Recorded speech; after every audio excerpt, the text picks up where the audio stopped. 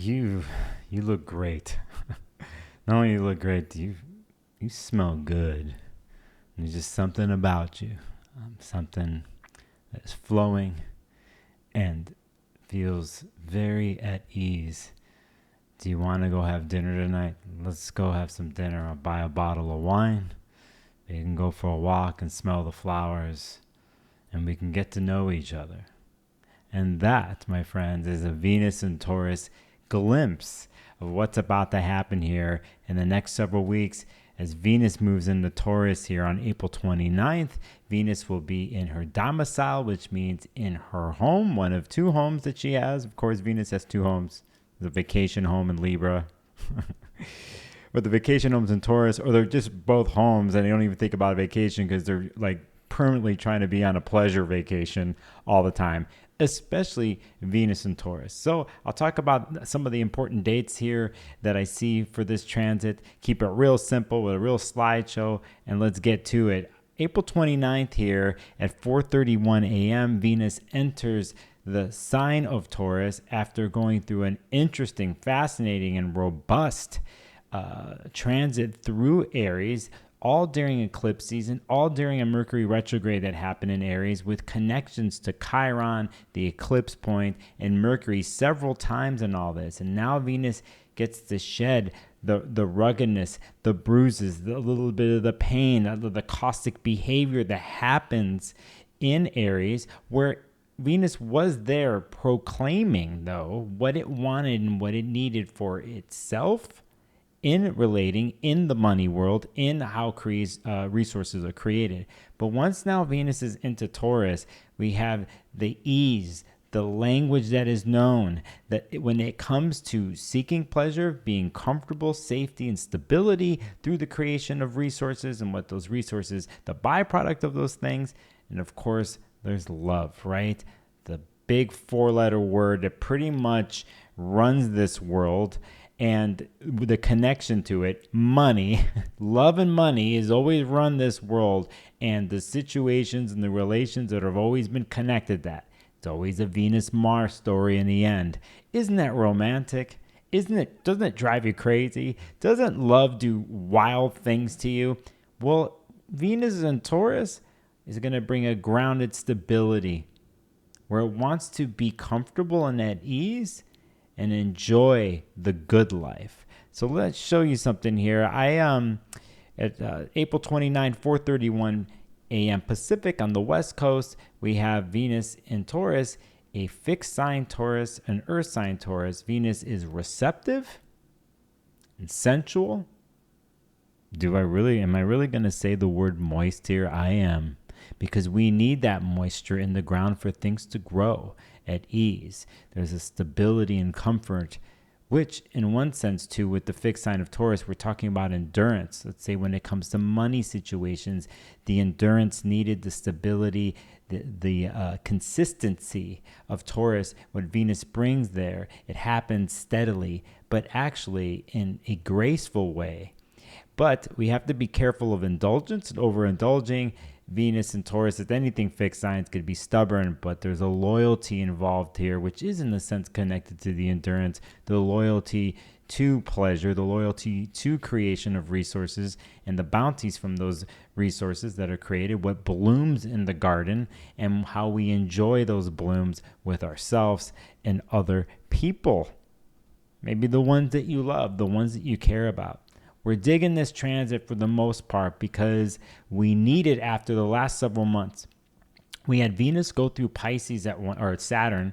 When Venus was in Pisces, it went through Saturn, and it solidified a moment there. And this is a very important thing that happened because several months ago, there was a major conjunction that happened. Also, Mercury was involved. There's certain things there, and there was something written there when it comes to the love game.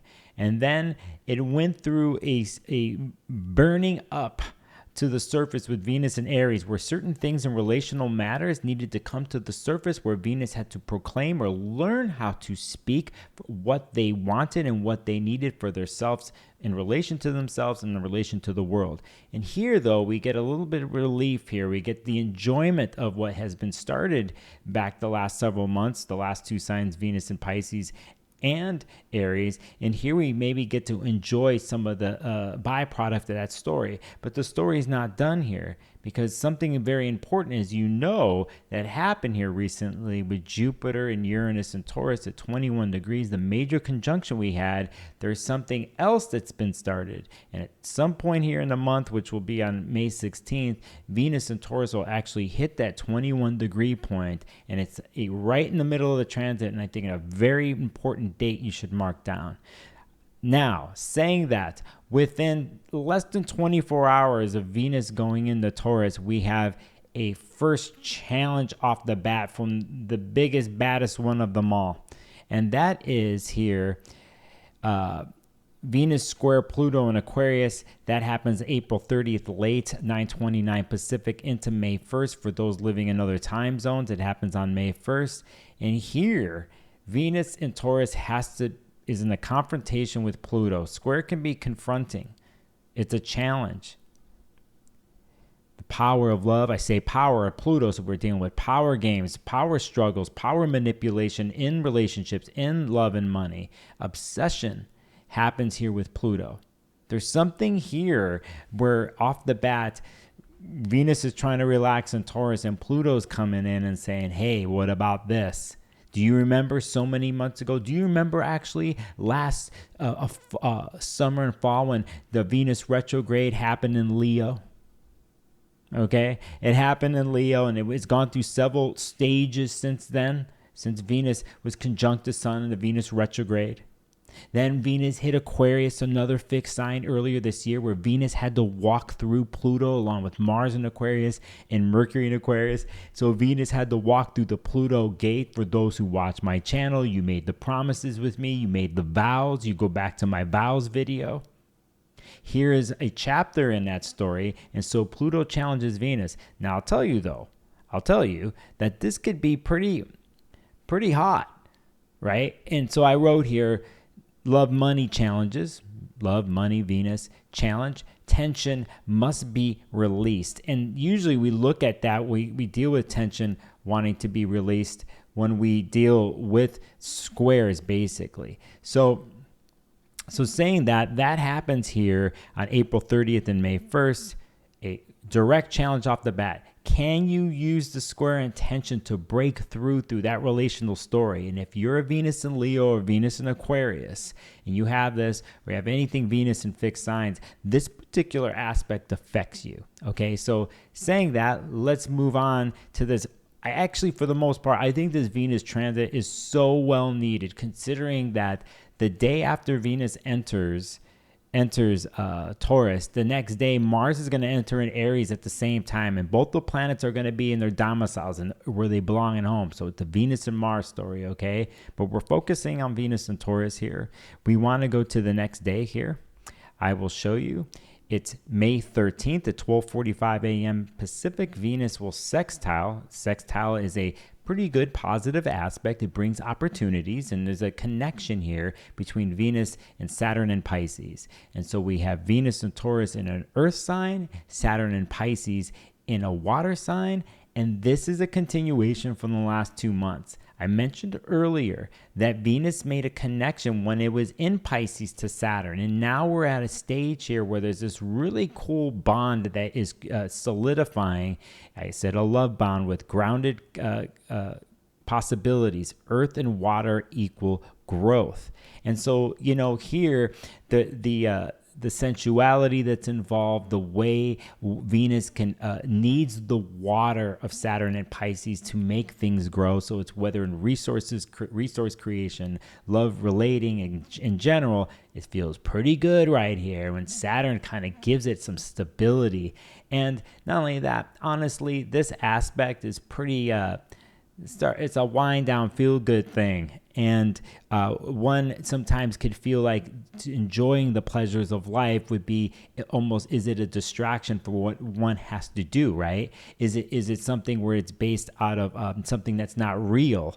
But here it is very real because Saturn and Venus are connecting in an opportunistic sextile aspect. So love bound with grounded possibilities is what I wrote here. So Let's get into, I'll mention May 16th here, though, because that's the 21-degree day for Venus, where it hits the point that the Jupiter-Uranus conjunction happened in Taurus.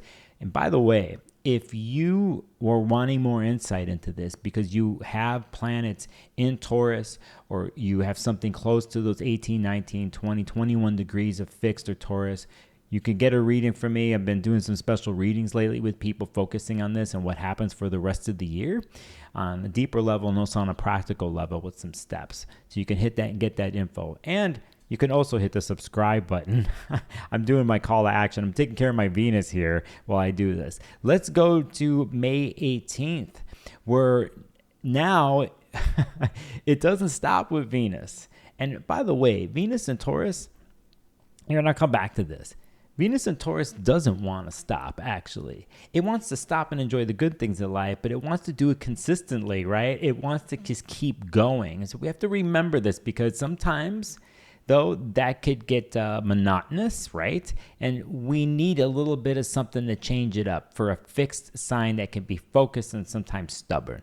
But here we have Venus conjunct Uranus in Taurus, May 18th, and here now Venus meets the electrical, exciting, unpredictable, progressive planet. It seems that way, at least. Uranus, that's in Taurus, and now I wrote here, eccentric, electric, and exciting. Did I just really write kinky and radical through the senses brings freedom and love? I did.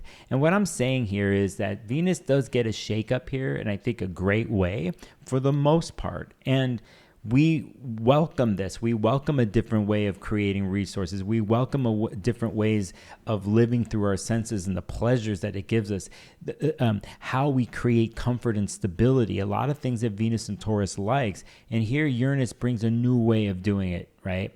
A off-the-cuff kind of way. And Taurus people, or people who have planets in Taurus, should be used to this by now, because since 2018, Uranus has been in Taurus and it's gone through very interesting situations, from eclipses to the recent Jupiter-Uranus conjunction that happened. So there is a sense here, a carrying forward of a story that feels new and different for Taurus people, Scorpio people too, that this here is a solidification between the two. And we take advantage of a new way, a new path of dealing with Venus and Taurus. And again, I don't know, kinky Uranus, radical Uranus. I wrote this through the senses. Venus and Taurus equals freedom and love. That's one way to use it, right? But it could be the idea that comes through your senses, that is the basis of a creation of a new metaphorical plant or flower that you put into your garden that will bring new types of relational situations in your world. Definitely connected to my Taurus people here, okay? So let's go into the next important date, I would say, and it comes on the 23rd of May, when now, after Venus moving through, now let's check this. Venus first squares Pluto. Venus connects with Saturn. Venus conjunct Uranus. So it's going through the big planets, right? And now we go to I think the one that's literally the biggest in our solar system, and it's Jupiter and Taurus. On May 23rd, Venus then will be together with Jupiter and Taurus.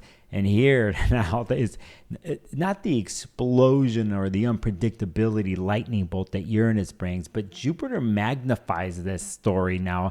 We're in mid-month at this point with everything that Venus has been through, and Jupiter magnifies this. So on 1:29 a.m. Pacific on the 23rd, we have the conjunction. Venus now is buoyant and optimistic. Those are two Jupiterian words. Expanded pleasures, exclamation point. I should have added 4 more exclamation points to that. And don't go too far, as in don't overindulge, overspending, too much chocolate, too much wine. This could happen with, Venus in the garden and Taurus. It's just the good things in life are overdone, especially with the overspending. I wrote something here, though. The secret tip. Nice and steady through touch. Nice and steady through the senses. Nice and steady with my voice. It brings consistency and a mantra. And you check in when you're nice and steady. You won't overdo, right? You won't do it all at once, right? With Venus, Jupiter, if you can bring some of the lessons that it connected with Saturn on May 13th, with the newness and the different way of doing things for Venus and Taurus on May 18th with Uranus, here we have the Jupiter-Venus conjunction, which can be the quest is on and everything has become huge and big and the fruits of the garden are exploding, or they can down the line. We just don't do it all at once, and we use our senses at a steady pace. Steady pace. Doesn't that sound good? Sounds good to me. That happens on the 23rd. Extended pleasures, buoyant love, a sensual grace that's accentuated. May 23rd, the same day, is huge. And let me stop here and say here, there's like 4 different things that happen through the course of May 23rd. One of them is, this is the day of the Sagittarius full moon, which is, in a sense, remember, ruled by Jupiter. So it's going to be ruled by Venus and Jupiter, the thing I'm just telling you about. That's why we have to be careful about the overdoing. But at the same time, I mean, it's a party basically in the garden, okay? Listen, we're talking about, at least in the Northern Hemisphere, a very fertile May, you know, for those who celebrate the other types of things like Beltane and stuff like that, you know, the celebration of fertility and sensuality and sex and what makes things grow. Now think about this on the 23rd. So we got a full moon, we have Venus, Jupiter, but it doesn't end there, because on the same day, Venus is also going to sextile Neptune in Pisces here at 3:50 a.m. Pacific, okay? So it's just like you could see how it can completely go overboard. Does the fantasy come true? Right? This is Neptune and Pisces with Venus. Now Venus is like, love is everything. Anything can happen through love, right? And so I wrote a deep, steady longing. Sensual imaginations create favorable outcomes. And you could see here on this day how huge it is. And it's not just the 23rd there on the Thursday for those in the Pacific time zone. It builds up earlier that week into this culmination on the full moon day. We have a lot. You just have to remember the overdoing, the overindulgence, the over-imaginatory kind of things that can happen here. But at the same time, after what we've been through with eclipse season and the Mercury retrograde and a bunch of things, I don't blame you if you go all in on that week and on that full moon. Like if it hits your chart a certain way, right? And everybody's different. We got to remember with this, like this is distinct to your chart. But for the most part, you know, we're dealing with Venus, Jupiter earlier that day. Then we have, you know, Venus, Neptune sextile, which is an opportunistic sextile that deals with the imaginations and things can become true. You know what I mean? Through love, through money and resources. The vision that was created is moving on. But again, I encourage if we're indulging and feeling pretty good in pleasures, okay, and that kind of thing, that we just want to spread it out, you know, spread it out like it's good old sweet honey on whatever you want to put honey on, you know what I mean? And then just eat it and taste it slowly for everything that it is, and let your senses take you into that place of the fantasy and the imagination and the creativity that comes through that, and the glorious sensory orgasms that come and what comes from that growth, right? But again, we have to watch The Hangover, okay? And so basically, we have Venus, Neptune, sextile Neptune, sensual imagination. I wrote with no limit. Deep, steady longing. It's wild because later that day, then, Venus leaves Taurus to go into Gemini. And I wrote here that the May 23rd is a huge day. Full moon is Sag, Jupiter sextile Neptune, Venus conjunct Jupiter. It's all there. And anyway, that's the end of my slideshow there. Actually, let's go as a little bonus. I'm going to put something here I didn't look at earlier, just Venus and Taurus in general. And the intention I was writing this late last night. Relaxation, focus on pleasures and enjoying the quote-unquote good life. Sensuality and union through all the senses. And you all know, for those watching my channel for the last couple years, how I've been preaching this. Living through your senses, and let your senses guiding you, because I think the Uranus and Taurus transit since 2018 is, on paper, along with the Jupiter conjunction we just had, supposed to bring something new and forward thinking when it comes to what Taurus deals with resources that are created, new ways of doing this, money systems, right? Food, crop situations, all that. But the revolution, the thing that Uranus brings a lot of times is something we already know, something I've talked about, and is to let your senses guide you. In this world of technology and the great stuff that's come from it, but also the separation from being human and from our senses, and not having our senses engaged by nature itself and through electronic devices, you have to gauge where you are in that situation. But I'm telling you, the biggest powers we have are living through our body in connection to nature and through our senses. And Venus and Taurus, if you're going to take out anything out of it this month in this transit, is your indulgence in that, your reacclimation to your senses, and that it is natural, it is your gift, and what comes from your senses and the connection to yourself and the outside world is magic. It's a ritual. It's the life that we lead. When it's chaotic out there and things are heavy, political, whatever else, because it will be, because at the same time this month we have Mars and Aries doing the whole thing, going over eclipse degrees. You walk to that Venus and Taurus, and you smell the flowers. Until next time, I'll see you on the next video.